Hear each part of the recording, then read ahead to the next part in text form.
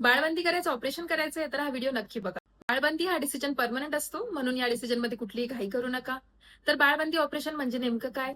या ऑपरेशनमध्ये तुमच्या फॅलोपियन ट्यूब्स बांधल्या जातात, म्हणून पुन्हा प्रेग्नन्सी राहत नाही. तर हे ऑपरेशन कुणी केलं पाहिजे? ज्यांची फॅमिली कंप्लीट झाली आहे किंवा ज्यांना पुढे फ्युचरमध्ये बाळ नकोय. चला मग आता बघूया की हे ऑपरेशन केव्हा करता येतं. सगळ्यात पहिले डिलिव्हरीच्या पहिल्या 7 दिवसांमध्ये हे ऑपरेशन होतं किंवा नॉर्मल पिरियडच्या पहिल्या 7 ते 10 दिवसांमध्ये हे ऑपरेशन करता येतं.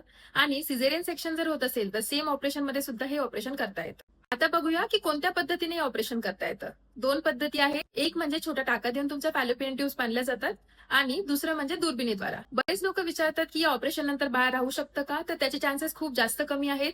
आणि काही लोकांना हे ऑपरेशन केल्यानंतर बाळ हवं असतं तर त्याचे चान्सेस खूप जास्त कमी असतात. बाळ राहण्यासाठी तुम्हाला परत एक ऑपरेशन करावं लागतं. त्याला ट्युबल रिकॅनलायझेशन असं म्हणतात, ज्यामध्ये ट्यूब्स पुन्हा जोडल्या जातात. तर ही रील नक्कीच शेअर करा ज्यांना बाळबंद करायचं ऑपरेशन करायचंय. And follow for more.